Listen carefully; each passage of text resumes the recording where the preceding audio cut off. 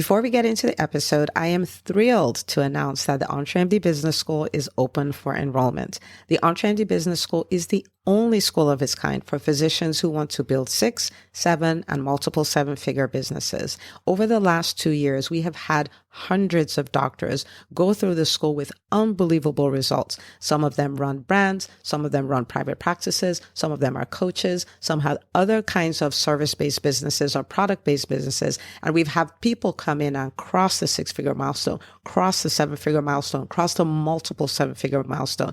You will be in a place where you'll get the coaching, the community, the accountability that you need to thrive as an entrepreneur, especially in the times that we're in.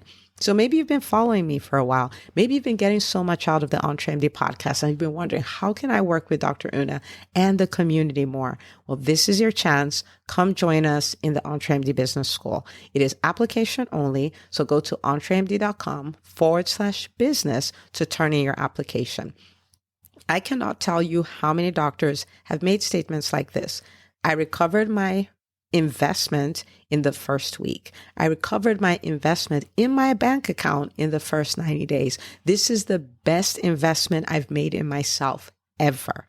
I want you to have that kind of story, not just a story of building a great business that serves a lot and earns a lot, but having a business that gives you the freedom to live life on your terms. So don't wait any longer. entremd.com/business. And now for the episode. Selling is serving. I am serving someone who has a pain and wants a solution and is willing to pay, but they have no idea who to go to. Selling is actually one of the kindest things you can do in your business. It's one of the kindest things you can do for your audience. It's one of the kindest things you can do for the people in your world that don't know what you're doing. Hi, docs. Welcome to the EntreMD podcast, where it's all about helping amazing physicians just like you embrace entrepreneurship so you can have the freedom to live life and practice medicine on your terms. I'm your host, Dr. Una. If you hate selling, you're not alone. There are so many that hate selling. But what if I told you that selling is not what you think it is? It's not manipulation. And it's actually something you already do, and you already do it really well, right? So a lot of doctors think selling is manipulative. It means I'm greedy. People I'm selling to, I'm better off financially than they are. So I'm taking advantage of people. I already make a lot of money, and here I am trying to get money. But what if we could look at that differently? And the reason why it's so important that we do this is because if we are not selling, if we're not letting people know what we do, giving them an invitation to work with us, then they're going to do without. And this is the deal. They have the problem. They're willing to pay for the problem to go away. They just don't know you fixed that problem because no invitations have been made. And I want you to think about it from the patient's perspective or from the client's perspective. I want you to think about your business for a second and think about what it is you do. Think about the pain your business solves. Think about what life could look like on the other side. Now, there are people who wake up in a cold sweat at night thinking about the problem you solve. They wish life could look like the way life looks after people work with you. Some of them don't even know it's possible. Some of them know it's possible, but they have no idea who can help them. And so when we don't sell, if you will, then we rob those people of a better life. We rob them of better health. We rob them. And so selling is actually one of the kindest things you can do in your business. It's one of the kindest things you can do for your audience. It's one of the kindest things you can do for the people in your world that don't know what you're doing. Okay, let's talk about this here a little bit. Okay, so we're going to redefine selling. We're going to redefine selling as educating and serving. Like, selling is serving. I am serving someone who has a pain and wants a solution and is willing to pay, but they have no idea who to go to. And so when I tell them this is what I do, they're like, oh my goodness, I've been looking for someone like you for so long. And you're like, I'm here. This is literally what you're doing. So let me show you, because the thing is this. As a physician, you're already really good at this stuff. Okay. So we're going to call this the EntreMD ethical sales formula. Okay. I ran away from sales because I was like, that's what used car salesmen do. And they try to strong arm you into buying whatever. That's not what you're doing. We're talking about ethical sales here. Okay. Ethical sales. So what is the formula? Well, the first thing you do is that you find out what the problem is. Okay, you're a doctor. You already do this, right? What do we do when somebody comes in? We don't just sell them something, aka give them a prescription. This is the medication you need to take. We first of all dig to find out what the problem is. So we get a history, we do our review of systems, we do our past medical family social history, we examine, and then we come up with a diagnosis. This is the problem. Okay. And it's the same thing with selling, right? We have conversations like, what is the problem? Because selling is not about giving somebody your stuff and taking their money. Selling is about finding a problem, recognizing you're the person for the job, you can fix the problem, and telling the person, you have this problem, you want it fixed, I can fix it, right? And so the first part of it is identifying what the problem is. What is the problem? And so let's say you are a private practice person. Okay, what is the problem? The problem may be they don't have access to care. They don't have access to good quality care. They are part of a place where they cannot get an appointment for 2 months, but you can get them in the next day. So the problem is they can't get the appointments they want. The problem may be that they really want a doctor who gets them and they don't want to just be a number. You're an expert, but you're also warm and you're friendly, right? Like I want you to, those are all the problems they have. And if your private practice solves those problems, then by all means, hey, you have issues with this.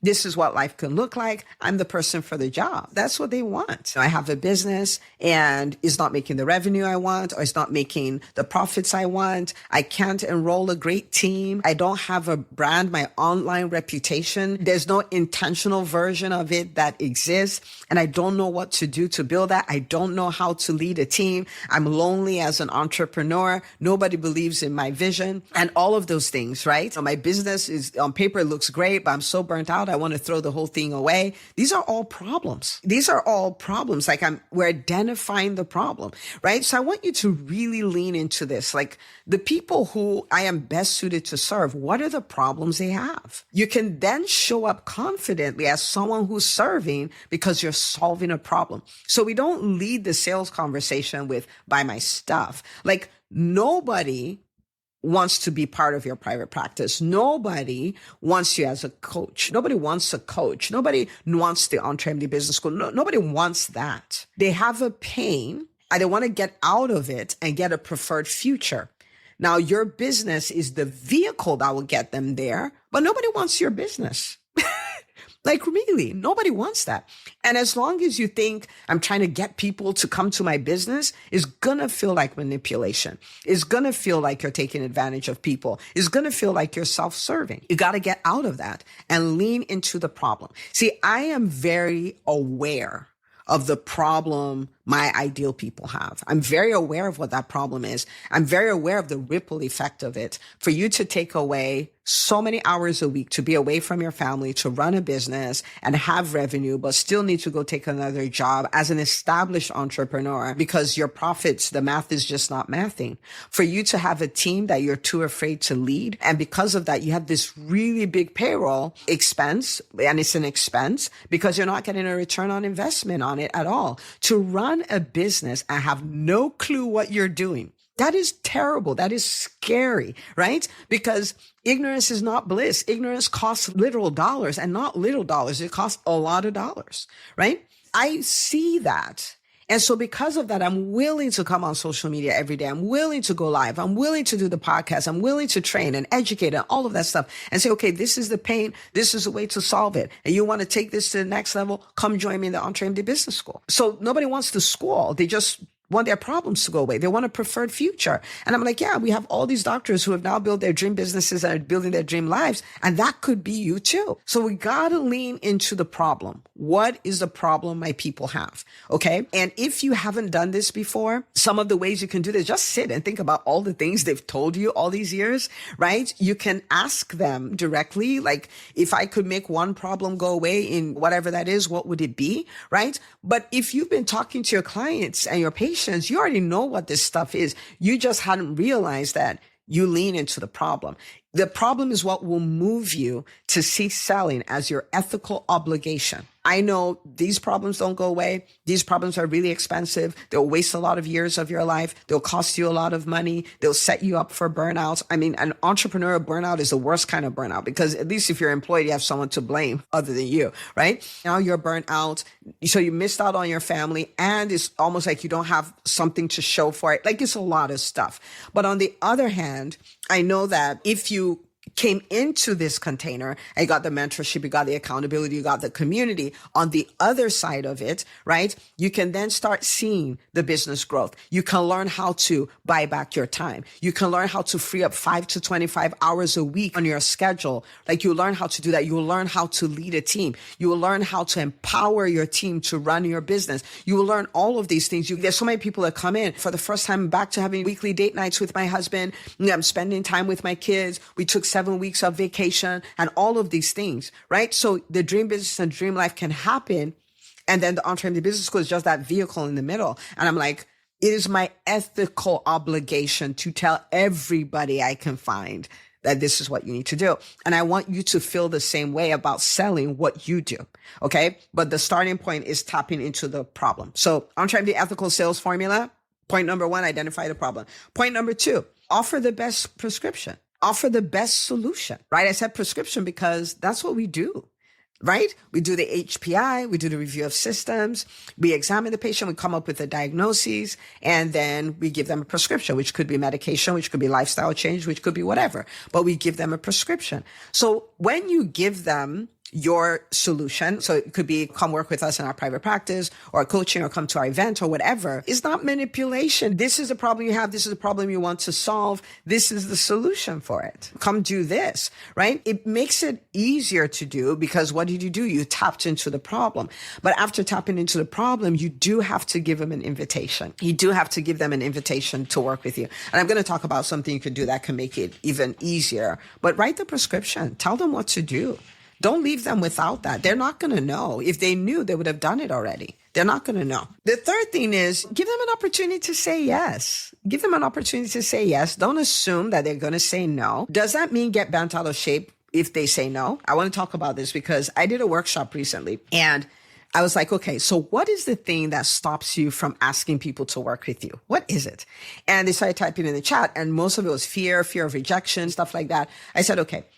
So let me ask you a question here. If you decided over the next 30 days that you were going to invite 100 people to work with you, 100 people, and of the 100 people, 30 people said yes. If you acquire 30 new patients or 30 new clients in the next 30 days, what would the impact be in your business? Okay. And so they start typing in the chat, oh my goodness, growth, explosive growth, huge impact, profits. That would be $30,000 in revenue for the first year, not the recurrent stuff. And they went on and on. And so you could say, oh my goodness, 30, that would be amazing. All this stuff. I said, great. So in order to get 30, if you need to make 100 asks and you need to hear 70 no's, but you hear 70 no's, but you still end up with 30, are you okay with that deal? They're like, absolutely. Let's go get the no's already. Right? And all of those things. So you are going to hear no's. And chances are, this is for most people, right? If you make asking a habit, if you make selling a habit, for most people, you're going to hear more no's than yeses, but you're going to have enough yeses to turn your life and to turn your business around. I just want you to think about it this way. I'm not going to let the no stop me because the no is the way to the yes. I'm not going to let the no stop me because the no is the way to the yes. I want you to think about it that way. Okay. So no is not a bad thing. They're not rejecting you. They either don't need what you do or they don't need it right now, or they're not committed enough, meaning the change that your business provides in their life is a good to have, is not a must have, right? And so for some people, that's what it is and it's okay, right? And so what do we want to do? We want to ask and sell to as many people we need to sell to get the number of yeses that we want. We don't worry about the no's. We don't even count the no's. We count the yeses, right? Think about it. Identify the problem, offer a solution, give them a chance to say yes. Give them a chance to say yes. Okay. And we're going to talk about this because I want you to go trial this. But before we do that, I want to give you a few pointers here. And so the first one is one of the things I do a lot is I lean into my why, and I want to invite you to do that as well. Like your business, why did you make it? Why did you create your business? Why must your business thrive? Why must your business grow? Why must your business cross that milestone? And not even looking at the personal side of it, just looking about what my business does. I'll use EntreMD as an example again. And I started EntreMD because I wanted to help doctors figure out how to build profitable businesses so they have the freedom to live life and practice medicine on their terms, which is great. And for every individual physician life touched, it's so mind blowing. It's amazing because it's them, it's their families, it's their practice, it's their team. Like the ripple effect goes through all of that. But powerful as that is, at the same time, I also knew that I wanted to help a specific number of physician entrepreneurs, and that number is 100,000. And I tell you that, and it's important because the reason I picked 100,000 is because I started doing my research. I was like, what do we need to do to make this a movement? What do we need to do this to make it a movement of change where a few years down the line, the narrative for the physician community is completely rewritten, and all these things of loss of autonomy and financial instability and being devalued in the space and all of those things that they're just things of the past, where doctors have understood how to build business systems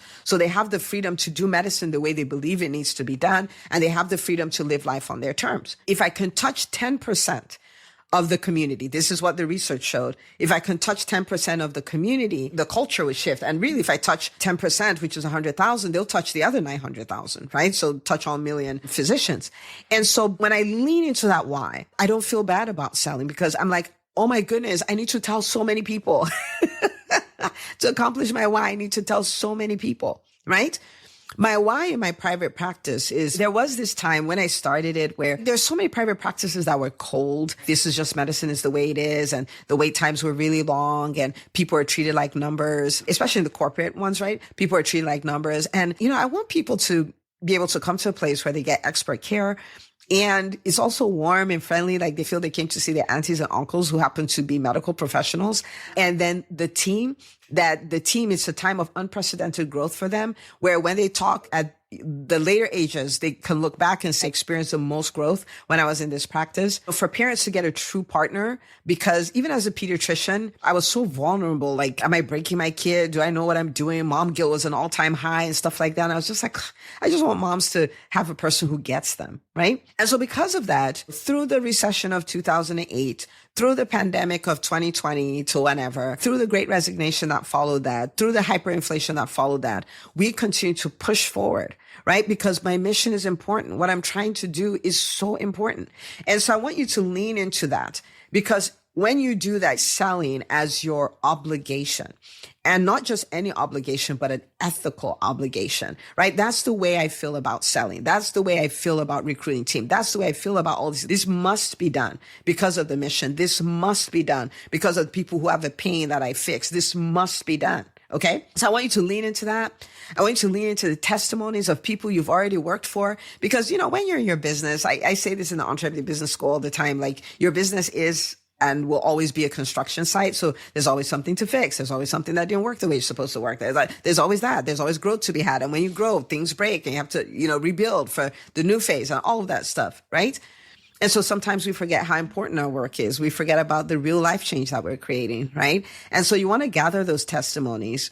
You want to look at them for yourself. Of course, you want to feature them. That's great too. But you want to look at it and say, wow, this is what our business does. This is what our business does. Okay. So now that I've given you those 2 hacks and you got the formula, I'm going to give you homework. And this homework is go make some offers today. I'll let you pick the number. You can pick 1, 2, 3, 4, 5, but go make some offers today. Go invite people to work with you. Your private practice, invite people to come work with you in your private practice. You're a coach, you're a consultant, you do an event, invite people to come attend your event. Start practicing. This is the new you. You practice ethical selling, which is moral, which is ethical, which is great, which is a requirement for the mission, which is the best way you serve people. Just go make offers. Okay. You can send me a DM on Instagram or Facebook and you can say, hey, Dr. Una, I made some offers today. Like I'm all about ethical selling. Okay. Okay, good. I want to leave you with a picture I want you to think of yourself now as a person who makes offers daily because you have a mission that you're pushing towards, and there are people who have a pain that your business solves, and you refuse to let them be in pain. You refuse to let them stay in pain. So you're making offers every single day. And sometimes you're even making them by default because this is just part of what you do. You take care of people. And one of the ways you take care of people is by selling.